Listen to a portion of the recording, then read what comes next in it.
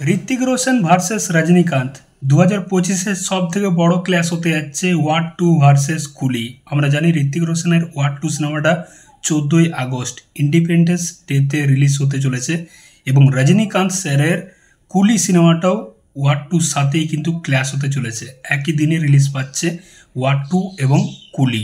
তো কোন সিনেমাটা এগিয়ে থাকবে সেটা নিয়েই এই ভিডিওর মধ্যে কথা বলবো। তো প্রথমে যদি কুলি সিনেমাটা নিয়ে কথা বলি, কুলি সিনেমাটার মুখ্য চরিত্রে রজনীকান্ত স্যার আছে। এছাড়া একটা বড় কাস্টিং আছে কিন্তু সিনেমার মধ্যে। মালায়ালাম ইন্ডাস্ট্রির থেকে শোভিন সাহিরকে নেওয়া হয়েছে, কানাডা ইন্ডাস্ট্রির থেকে উপেন্দ্রকে নেওয়া হয়েছে, তেলুগু ইন্ডাস্ট্রির থেকে নাগার্জুনকে নেওয়া হয়েছে এবং বলিউড থেকে আমির খানের একটা এক্সটেন্ডেড ক্যামিও থাকবে। এছাড়া সত্যারাজ আছে সিনেমাতে। তো একটা বড় কাস্টিং কিন্তু সিনেমার মধ্যে আছে এবং সিনেমার ডিরেক্টর হচ্ছে লোকেশ কানাগরাজ। আমার পছন্দের একজন ডিরেক্টর এবং খুব ভালো একজন ডিরেক্টর।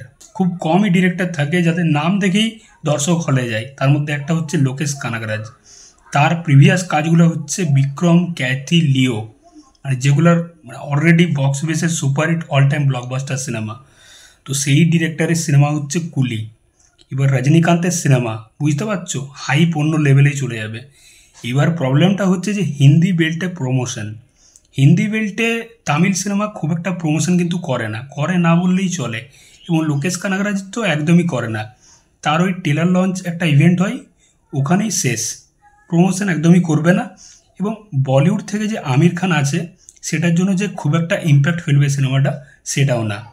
তো সেদিক থেকে দেখতে গেলে কুলি সিনেমাটা কিন্তু অনেকটাই পিছিয়ে থাকবে ওয়ার 2 থেকে। এবার যদি ওয়ার 2 সিনেমাটা নিয়ে কথা বলি, 14ই আগস্ট মুক্তি পাচ্ছে ওয়ার 2। সিনেমাতে ঋত্বিক রোশন, তার সাথে জুনিয়র এনটিআর। প্রথমবার দুজনের ফেস অফ দেখতে পাবো এই সিনেমাতে। তো এই সিনেমাটার হাইপ কিন্তু অলরেডি একদম তুঙ্গে আছে। মানে ওয়ার সিনেমার একটা তো ফ্র্যাঞ্চাইজ ভ্যালু আছে, তার সাথে ঋত্বিক রোশন এবং জুনিয়র এনটিআর। ঋত্বিক রোশন আছে মানে হিন্দি বেল্টে তার একটা অলরেডি ফ্যান ফলোয়িং আছে, সিনেমাটার একটা ফ্র্যাঞ্চাইজ ভ্যালু আছে এবং একটা বড় সারপ্রাইজ হচ্ছে জুনিয়র এনটিআর। জুনিয়র এনটিআর আছে মানে তেলেগু ইন্ডাস্ট্রিতেও কিন্তু একটা দারুণ বক্স অফিস করবে সিনেমাটা, একটা দারুণ কালেকশন করবে। কারণ টিপিলারের পর থেকে একটা মানে অলরেডি জুনিয়র এনটিআর একটা ফ্যান ফলোয়িং ছিল, টিপিলারের পর থেকে সেটা আরও হিউজ লেভেলে চলে গেছে। তো ওয়ার 2 যখন রিলিজ করবে তেলেগু ইন্ডাস্ট্রিতেও কিন্তু সিনেমাটা একটা দারুণ ইম্প্যাক্ট ফেলবে, যেটা কুলির ক্ষেত্রে হবে না। এবং মানে বলিউডে তো দারুণ প্রমোশন করবেই, কারণ সিনেমাটার প্রোডাকশন হাউস হচ্ছে ইয়াস রাজ প্রোডাকশন। মানে একটা ফ্র্যাঞ্চাইজ ভ্যালু আছে, তার সাথে ইয়াস রাজ প্রোডাকশন একটা বড় প্রোডাকশন হাউস এবং ঋত্বিক রোশন, জুনিয়র এনটিআর। বুঝতে পারছো, এতগুলো প্লাস পয়েন্ট আছে ওয়ার 2-র।